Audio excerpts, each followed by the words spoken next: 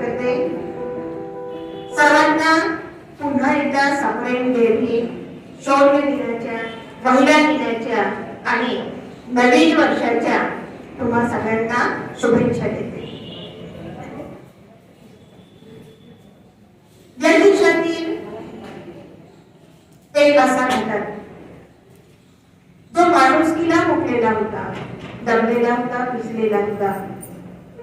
अस्पृश्य वर्गातील महान जमात आणि ती जात म्हणजे त्याची ओळख म्हणजे कमरेला झाडू आणि गड्यात मडके. पण खरंच हीच एवढीच ओळख त्यांची आहे का? त्याही पेक्षा त्यांची वेगळी अशी ओळख आहे. त्यांनी इतिहासामध्ये जे शौर्य गाजवलेलं आहे, तो शौर्य गाजवणारा एक अतिशय महत्वाची घटना 1 जानेवारी 1918 घडलेली आहे. आणि त्यात सैनिकांना अभिवादन करण्यासाठी आपण याही कार्यक्रमाचं आयोजन केलेलं आहे. त्याचबरोबर 3 जानेवारी महिला दिन आणि या महिला दिनाचा औचित्य साधून आपण इथे त्यांची जयंती साजरी करीत आहोत. स्त्री शूद्रासाठी, दीन दुबळ्यांसाठी त्यांनी अहोरात्र झटून शिक्षणाचं कार्य केलं आणि समाज सुधारण्याचं कार्य केलं. आणि त्यांच्या या कार्यामुळे भारताच्या सांस्कृतिक इतिहासामध्ये एक नवा आदर्श निर्माण झाला, एक नवी आदर्श अशी पिढी निर्माण झाली. अशा या भारतातील पहिल्या महिला शिक्षिका ह्यांचाही जयंती सोहळा आपण आज इथे घेत आहोत. कार्यक्रमाची सुरुवात आपण आपल्या महामानवांना, आपल्या आदर्शांना माल्यार्पण आणि दीप. Thank you Saroj. Good morning all. सर्वांना जय भीम, नमस्कार आणि सर्वांना नवीन वर्षाच्या शुभेच्छा. मी प्राचार्य डॉक्टर बी ए मेहरे, डॉक्टर आंबेडकर महाविद्यालय महिला विकास मंच व आंबेडकरवादी महिला संघटनातर्फे सर्वांचे मनपूर्वक स्वागत करते. सर्वप्रथम आपले प्रेरणास्त्रोत, करुणामयी, सर्व जगाला शांतीचा संदेश देणारे तथागत गौतम बुद्ध व क्रांतीसूर्य भारतीय घटनेचे शिल्पकार डॉक्टर बाबासाहेब आंबेडकर यांना त्रिवार वंदन. आज दिनांक 3 जानेवारी आपल्या सर्व स्त्री मैत्रिणींकरिता गौरवाचा दिन आहे. आजचा कार्यक्रम क्रांतीज्योती सावित्रीबाई फुले जयंती व भीमा कोरेगाव शौर्य दिन अभिवादन समारंभाकरिता सर्वांचे पुनश्च एकदा स्वागत करते. आजच्या कार्यक्रमाच्या अध्यक्षा आम्हा सर्वांच्या प्रिय, प्रेरणादायी माजी lady governor doctor Kamaltai Gavai यांचे शब्दसुमनाने स्वागत करते. तसेच आज आपल्याला लाभलेले प्रमुख वक्ते, कवयित्री सारिकाताई उबाळे आणि रसिक आनंदजी यांचेही स्वागत करते. मंचावर असलेले सर्व मान्यवर डॉक्टर सर्वताई आगलावे, छायाताई, तक्षशिलाताई आणि आजच्या सत्कार मूर्ती ज्यांनी आपल्या क्षेत्रात उल्लेखनीय कामगिरी बजावली अशा लक्षणीय व असामान्य मैत्रिणी जेमुनिशा शेख सामाजिक, आशा मेश्राम स्पोर्ट्स, सुजाता लोखंडे साहित्य, शारदाताई जांभळे सामाजिक आणि विभा गजबे सांस्कृतिक, साची जीवने सांस्कृतिक यांचे परत हार्दिक अभिनंदन व स्वागत. तसेच आजच्या कार्यक्रमात उपस्थित सर्व विद्यार्थी आणि माझ्या विद्यार्थी भगिनींनी आणि माझे सर्व स्टाफ मेंबर्स, थँक्यू ऑल. आपला इतिहास हा धाडस, शूरवीराचा, प्रामाणिकपणाचा व इमानदारीचा आहे. या पेशव्यांनी आपल्या सावलीचाही विचार होता. त्या पेशवाईची 1 जानेवारी 1818 अंत करणारे देखील आपले पूर्वज शूरवीर होते. म्हणून डॉक्टर बाबासाहेबांनी 110 वर्षांनी म्हणजे 1927 साली भीमा कोरेगाव विजय स्तंभाला जाऊन अभिवादन केले होते. आपल्या अशा संघटना एकत्रित येऊन या चळवळीला गतिमान करणे ही काळाची गरज आहे. तसेच भारतातील पहिल्या शिक्षिका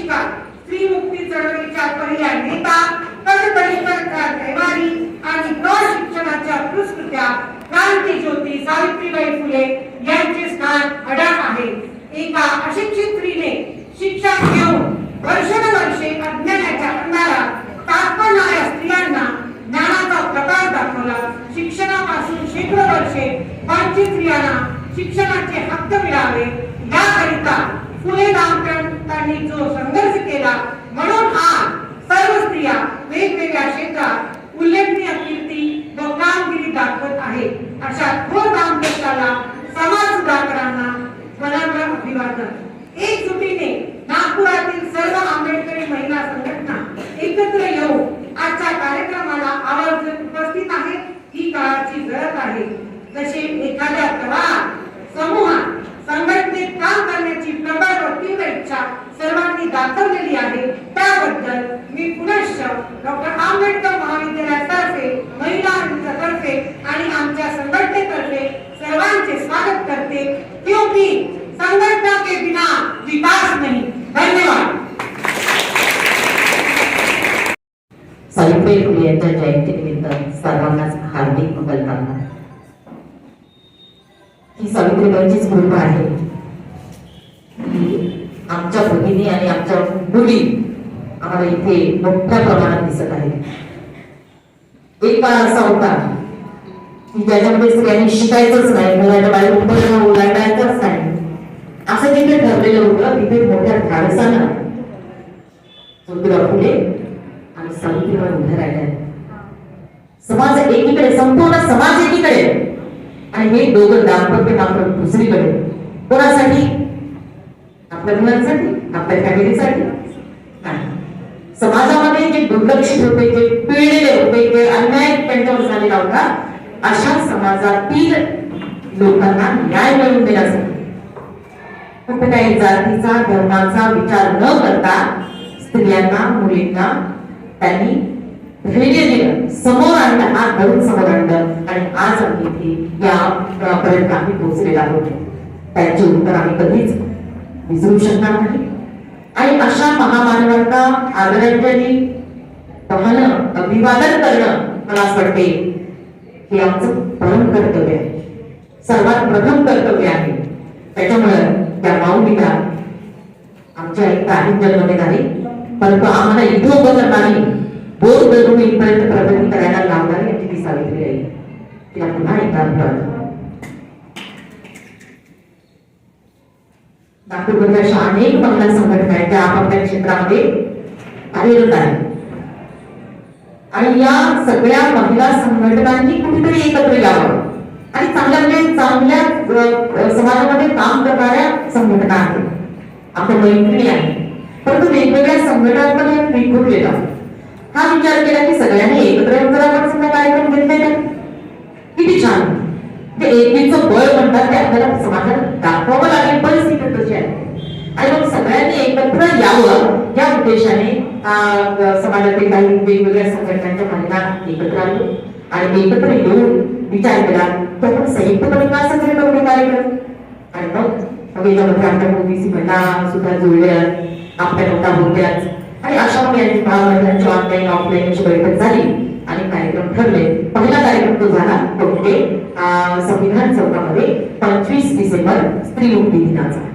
आणि तिथे आपल्याला मला भगिनी दिसतात त्या सगळ्या भगिनी तिथे उपस्थित होत्या. आता कोरोनाचे काही नियम आहेत ते आपल्याला पाळावेच लागतात आणि ते नियम पाळून आपण इथे सुद्धा कमी प्रमाणामध्ये आपल्या महिला उपस्थित झालेल्या असल्या तर एक महिलांनी 100 महिलांचं प्रतिनिधित्व करणारी आहे. पण इथे जर समजा मी जर 50 महिला जर पकडल्या तर तुम्ही समजा त्यांना मल्टिप्लाय करू शकता की किती महिला इथे उपस्थित आहेत. याच्यामध्ये पुढाकार घेतला तो आंबेडकर कॉलेज आहे आणि आंबेडकर कॉलेजचे आम्ही खरंच आभार मानायला पाहिजे की आंबेडकर कॉलेजने हा म्हणजे कोणीतरी नेतृत्व स्वीकारायचं असतं कार्यक्रमाचं. आयोजक आंबेडकर कॉलेजात भुवनेश्वरी मॅडमने खूप सपोर्ट केला त्या कार्यक्रमासाठी. आता सगळ्या बरोबर आहे कार्यक्रमाचे त्यांचे बिलकुल आभार मानले पाहिजे. खूपच सपोर्टिव्ह त्या नेचरच्या आहेत आणि खूप मदत केली. म्हणजे आमची मदत मिळाली नाही मिळाली तरी त्यांनी हा कार्यक्रम इथे घडवून आणलेला आहे मोठ्या प्रमाणामध्ये. आता आम्ही तर खूप वाचून म्हणजे सावित्री फुले वाचले, बाबासाहेब वाचलेले, पण आता नवीन पिढीला म्हणजे खऱ्या अर्थानं ते महापुरुष त्यांच्यापर्यंत पोहोचले पाहिजे. आणि हे महापुरुष वाचूनच त्यांचं कार्य वाचूनच तुम्ही समजा मोठे होऊ शकता. मोठे होऊ शकता म्हणजे उच्च डिग्र्या करून म्हणजे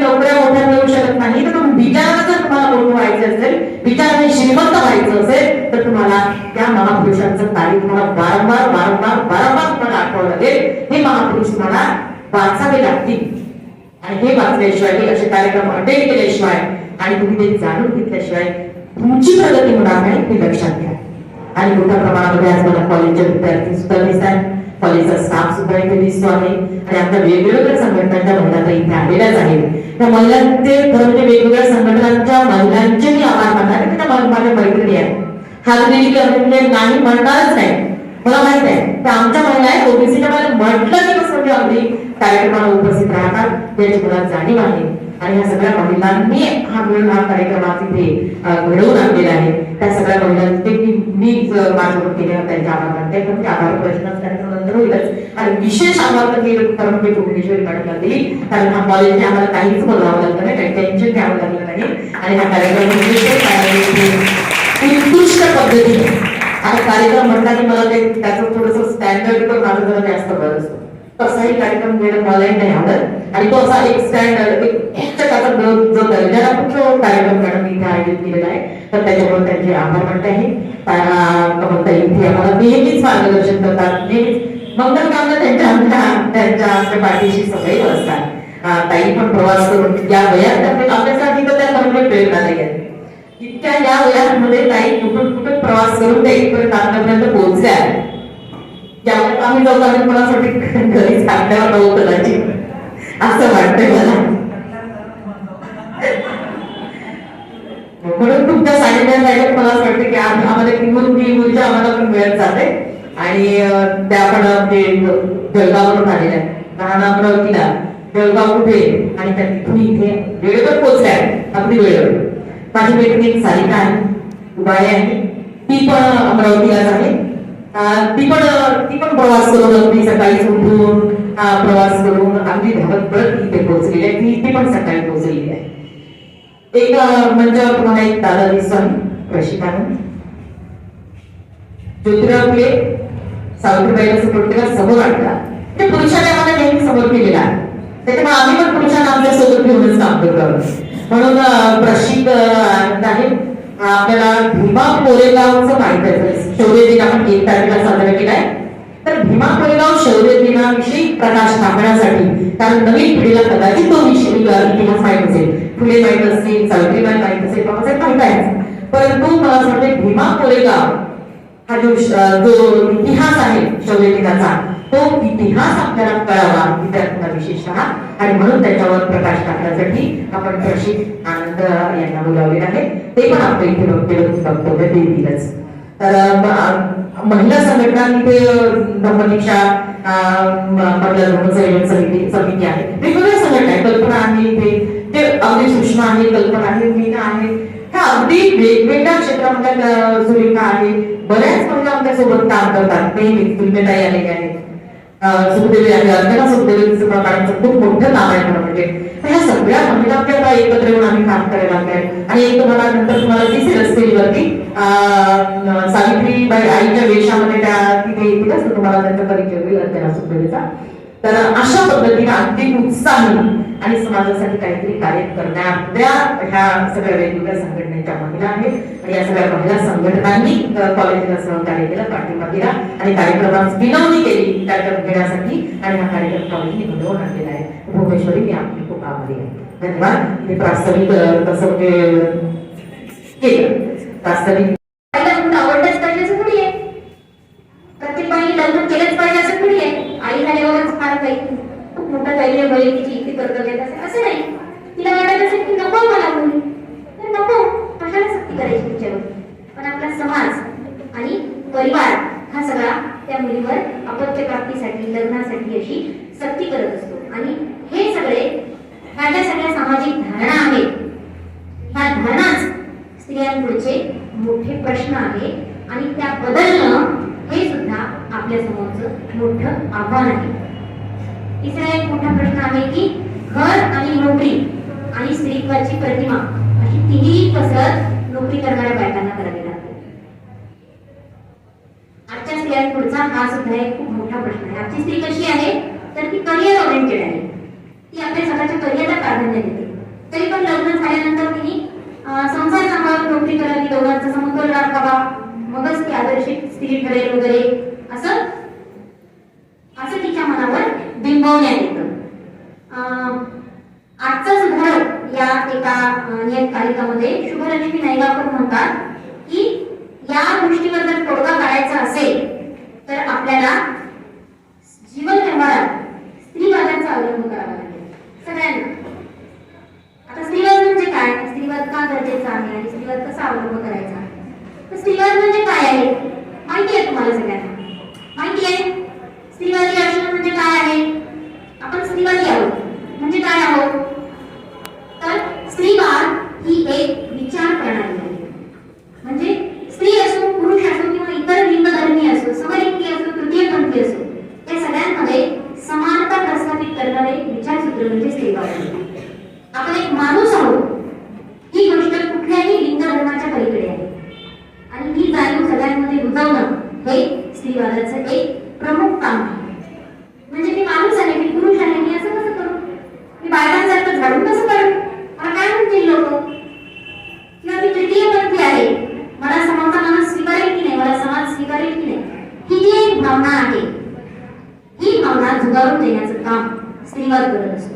म्हणजे शारीरिक, आर्थिक, बौद्धिक अशा कोणत्याही पातळीवर कुठलंही लिंग वरचढ नाही आहे, सगळे समान आहेत ही भावना स्त्रीवाद आपल्यामध्ये रुजवतो आणि तो गरजेचा का आहे तर विषमतेच्या विरोधात आवाज उठवण्यासाठी स्त्रीवादाचा जन्म झालेला आहे.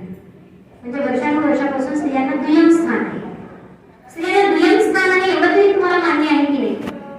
म्हणजे आपण जेव्हा आपल्या घरी पाहतो आपल्याला कुठल्या प्रकारची वागणूक मिळते, घरी कुणाचं चालतं जास्त, समजा आई बाबा आहे, कुणाचं जास्त चालतं, कुणाचे अधिकार चालतात, कोण निर्णय घेतं, बाबा घेतात ना, भाऊ असेल तर भाऊ घेतो, आई वडील मात्र असेल तर त्यांचा मुलगा घेतो, है ना. तर अशा प्रकारचं जे लिंगधर्मीय या व्यवस्थेने केलेल्या त्या अन्यायातून, दडपणातून हे जे प्रश्न उभे राहिलेले आहेत, ही जी विषमता उभी राहिलेली आहे, त्याच्यामध्ये पुन्हा स्त्रियांमध्ये आंतरिक कलह आहे, त्याच्यामध्ये सुद्धा विषमता दिसून येते, त्याच्यामध्ये भगिनी भाव टिकत नाही. हो चालेल. तर अशा प्रकारे ह्या आणखी छोटे छोटे काही पॉइंट आहेत की जे स्त्रियांचं जे वस्तुकरण होत आहे भांडवली जगामध्ये, सौंदर्याचे मापदंड पुरुषी आहे, स्वयंपाकघरात फक्त स्त्रियांना वापरलं पाहिजे, शिव्या आहेत, स्त्रीवाचक शिव्या आहेत, शिव्या देणं बंद केलं पाहिजे. सगळ्या शिव्या तुम्ही पहा, लक्ष देऊन पहा थोडंसं, सगळ्या स्त्रीवाचक शिव्या आहेत आणि ते मुली पण देतात आजकाल. मुलींना पण शिव्या देणे खूप प्रतिष्ठेचं वाटायला लागलंय आजकाल. थोडासा विचार करायचा की आपण काय करतो आहे, आपण कशा शिव्या देतो आहे. त्याच्यानंतर हुंडा पद्धती आहे, लग्नानंतर स्त्रियांचं बदलणं आहे, ह्या सगळ्या ज्या गोष्टी आहेत ह्या सगळ्या आजच्या स्त्री समोरचे खूप मोठे प्रश्न आहे आणि ह्या गोष्टींवर आपण विचार करायला पाहिजे आणि ते कुठेतरी बदललं पाहिजे ही जाणीव आपल्यामध्ये रुजली पाहिजे.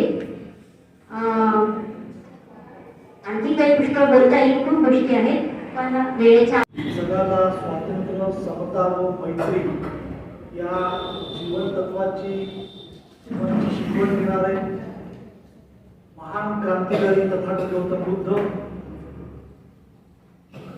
माणसाला माणुसकीकडे नेऊन आधुनिक संविधानिक भारत घडविणारे संविधानाचे शिल्पकार प्रज्ञासूर्य डॉक्टर बाबासाहेब आंबेडकर यांना विनम्र अभिवादन करतो. क्रांतिबा ज्योतिबा फुले तसेच आज ज्यांची जयंती आहे त्या क्रांतिज्योती सावित्रीबाई फुले यांनाही विनम्रपणे अभिवादन करतो. आजच्या कार्यक्रमाच्या अध्यक्ष महोदया, उपस्थित सर्व गणमान्य व्यक्ती आणि उपस्थित इथे असलेल्या माझ्या माता आणि भगिनींनो आणि मित्रांनो, आजचा दिवस 3 जानेवारी हा दिवस अत्यंत महत्वाचा आहे. महिला मुक्ती दिनाच्या अनुषंगाने विचार करता या दिनाला अनन्यसाधारण महत्व आहे. स्त्रियांच्या बाबतीमध्ये एक गोष्ट अगदी महत्वाची आहे आणि ती आपण कायमस्वरूपी लक्षात ठेवली पाहिजे, ती अशी की त्या क्रांतीच्या जननी आहेत. तर यासाठी की त्या क्रांती पुरुषालाही जन्म देतात. त्या स्वतः तर क्रांतीच्या म्हणजे ज्या क्रांती पुरुषाला जन्म देतात त्या निश्चितच क्रांतीच्या त्या जननी आहेत. त्यामुळे क्रांतीच्या जननी असलेल्या सावित्रीबाई फुलेंच्या या दिनाच्या अनुषंगाने आज इथे मला बोलण्याची एक संधी स्त्री दिनाच्याच दिवशी मला मिळते आहे. त्याबद्दल मी आपल्या सर्वांचा अत्यंत आभारी आहे. ज्या विषयाच्या अनुषंगाने मला इथे माझं मत मांडावयाचं आहे तो दिन म्हणजे 1 जानेवारी भीमा कोरेगावाच्या शौर्य दिनाच्या निमित्ताने या देशामध्येच नव्हे तर आता जगाच्या कानाकोपऱ्यामध्ये त्याची कीर्ती पोहोचलेली आहे असा तो दिन. या भीमा कोरेगावाच्या शौर्य दिनाच्या बाबतीमध्ये असा नेमका इतिहास आपल्याला दिसत नाही. म्हणजे नेमकं असं एखादी घडामोडी ती अशीच झाली किंवा तसंच झालं त्याचे धागेदोरे जुळवावे लागतात. त्याची मांडणी करावी लागते. कारण इतिहासाची मांडणी करणारी जी माणसं आहेत किंवा जी राहिलेली आहे त्या देशाच्या एकंदरीत परिप्रेक्षामध्ये आपण विचार करता ती नेहमी या देशाला न्याय देणारी नाही, इतिहासाला न्याय देणारी मंडळी राहिलेली नाही. तरी सुद्धा प्राप्त इतिहासाच्या एकंदरीत सोर्सेस मधून त्यांची जुळवाजुळव करून तो इतिहासाची ज्ञान एकमेकांशी जोडून तो इतिहास कसा असेल काय असेल अस्तित्वात असलेले जे काही पुरावे आहेत त्या पुराव्यांची सांगड घालून आपल्याला हा इतिहास मांडावा लागतो. या भारत देशाच्या इतिहासाविषयी बाबासाहेब आंबेडकरांनी वेळोवेळी आपल्या अनुयायांना आपल्या बांधवांना या देशाला अत्यंत स्पष्ट शब्दामध्ये सांगितलेलं आहे की या देशाचा इतिहास हा दुसरा तिसरा काही नसून ब्राह्मणवाद विरुद्ध बौद्धवाद यांच्यातील मर्मांतिक संघर्षाचा इतिहास. मॉर्टल कॉन्फ्लिक्ट असा तो शब्द आहे.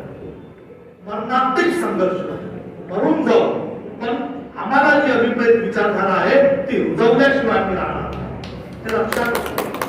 आता मॉर्टल कॉन्फ्लिक्ट आहे तो कॉन्फ्लिक्ट प्राचीन भारतापासून आहे म्हणजे बुद्धपूर्व काळापासून नंतर मग बुद्धाच्या काळापासून आणि नंतर मग आजही तो आपल्या दृष्टीस दिसतो. हा जो मॉर्टल कॉन्फ्लिक्ट आहे हा प्राचीन भारतामध्ये जी सुरुवात झाली बाबासाहेब आंबेडकर त्यांच्या बाबतीमध्ये या विषयाच्या बाबतीमध्ये जेव्हा मांडणी करतात ते म्हणतात की प्राचीन भारतामध्ये जी झालेली जी युद्ध आहे ती आर्य व नाग या लोकांमध्ये आणि नंतरच्या कालखंडामध्ये ब्राह्मण व क्षत्रिय असा तो लोकसमूह वर्गसमूह आहे. मी यासाठी ही मांडणी करतोय की जोपर्यंत आपल्याला पार्श्वभूमी कळणार नाही तोपर्यंत भीमा कोरेगावचं युद्ध आणि त्यातून अभिप्रेत असणारं सामाजिक सांस्कृतिक संघर्षाच्या पुढची वाटचाल ती आपल्याला लक्षात येणार नाही. म्हणून मी ही जी पार्श्वभूमी पात्राची पद्धती आपल्या पुढे इथे मांडतो आहे. त्यामुळे सांस्कृतिक संघर्षाचा जो हा जो इतिहास आहे म्हणजे आर्य व नाग यांच्यातील संस्कृतीचा पुढे ब्राह्मण व क्षत्रिय यांच्यातील संस्कृतीचा हा पुढचा प्रवाह. प्राचीन भारतामध्ये बुद्धाने जी क्रांती केली जी सामाजिक आणि धार्मिक क्रांती केली आणि ब्राह्मणवादावर केलेली ती जी क्रांती होती ती क्रांती फक्त भारतातच नव्हे तर भारताच्या बाहेर सुद्धा सम्राट अशोकाच्या कालखंडामध्ये मौर्य साम्राज्याने ती पुढे तो प्रवाह तो संस्कृतीचा प्रवाह पुढे गेलेला आपल्याला इतिहासात दिसतो. मात्र सम्राट अशोकाचा नातू बृहद्रथ याची पुष्यमित्र शृंग ज्याचा गुरु हा पातंजली होता.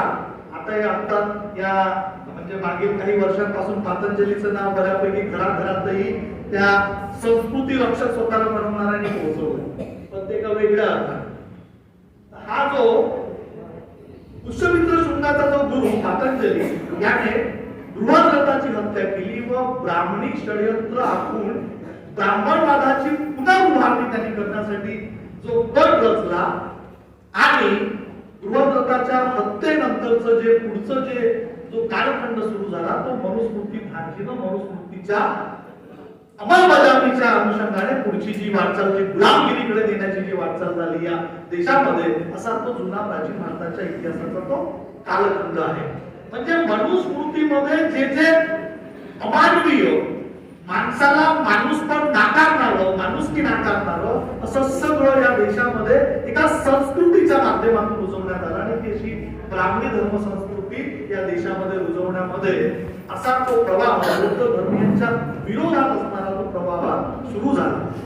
बाबासाहेब आंबेडकर म्हणतात की या देशामध्ये 3 स्थित्यंतर झाली, म्हणजे त्याला आपण सांस्कृतिक दृष्ट्या आपण म्हणू शकतो. ते असं, एक तर वैदिक धर्म संस्कृतीचा, त्यानंतरचा कालखंड ब्राह्मणी धर्म संस्कृतीचा आणि पुढचा म्हणजे हिंदू धर्म संस्कृतीचा, ज्याला आता त्यांनी हिंदू धर्म असं मोठंच नाव दिलेलं आपल्याला दिसून पडतं. परंतु हा एक प्रवाह आहे आणि त्याच्या विरोधात जो खऱ्या अर्थाने माणसाला माणूस पण असलो पाहिजे, माणसाला माणुसकीची शिकवण देणारा असा जो दुसरा सांस्कृतिक जो मुख्य प्रवाह आहे तो म्हणजे बौद्ध धर्माचा प्रवाह. अशा 2 संस्कृतीच्या प्रवाहामध्ये या देशाची पुढे वाटचाल होत आहे. मनुस्मृतीच्या अनुषंगाने, मनुस्मृतीच्या अंमलबजावणीच्या दृष्टिकोनातून ब्राह्मणी धर्म संस्कृतीचे जे रक्षक आहेत ते नेहमी त्या मनुस्मृतीला पुन्हा नव्याने कसं डोकं वर काढून या देशामध्ये रुजवता येईल या दृष्टीने कायमस्वरूपी ते नेहमीच प्रयत्नशील राहिलेले आहेत. संभाजी महाराजांच्या, म्हणजे आता मी आधुनिक भारताकडची जेव्हा वाटचाल करतो तर त्या दृष्टिकोनातून जेव्हा आपण विचार करतो तेव्हा आपल्याला असं लक्षात येईल की संभाजी महाराजांची जेव्हा हत्या झाली त्या हत्येच्या नंतर साधारणतः 129 वर्षांनंतर घडलेली जी घटना आहे ती म्हणजे भीमा कोरेगावचा रणसंग्राम. त्याच्यामुळे संभाजी महाराजांच्या हत्येचा बंध म्हणून ही भीमा कोरेगावची घटना याचा काही एक मुळातही संबंध नाही. 129 वर्षाचा कालखंड म्हणजे बराच होतो आणि याचा काही त्या विषयाशी काही संबंध नाही. ही गोष्ट आपण महत्वपूर्ण म्हणजे प्रामुख्याने लक्षात घेतली पाहिजे. अनेकदा असं दिसतं असं चित्र सोशल मीडियामध्ये चर्चेत बोलण्यात की संभाजी महाराजांच्या हत्येचा बदला म्हणून महान सैनिकांनी तो एक बदला घेतला आणि त्या अनुषंगाने मग त्याची मांडणी केली जाते. असा काही एक संबंध तिथे राहिलेला नाही. तर भीमा कोरेगावच्या घटनेच्या बाबतीमध्ये काय म्हणता येईल? या पुण्याच्या प्रांतामध्ये शनिवार वाड्याच्या अनुषंगाने पेशवा बाजीराव दुसरा याचं जे राज्य होतं ते अत्यंत ब्राह्मणी मनोवृत्तीचं मनुस्मृती धार्जिणं ते राज्य होतं. त्या कालखंडामध्ये अस्पृश्यांची जी अवस्था जी करण्यात आली की ज्यांना मानवी अस्पृश्य म्हणजे ज्यांना अस्पृश्य म्हटलं गेलं, त्यांना बाबासाहेब मानवी अस्पृश्य असा शब्द प्रयोग करतात. अत्यंत अमानवीय अशी त्यांची ती दुरावस्था त्या पेशवाईच्या काळामध्ये होती. साधारणतः आता जरा 200 या घटनेला 204 वर्ष म्हणजे एकत्रितपणे 204 वर्ष पूर्ण झाली. म्हणजे 204 वर्षाचा जर आपण कालखंड बघितला आणि आपण ढोबळ मानाने जर त्याची मांडणी केली साधारणतः 20-25 वर्षाची एक पिढी असते.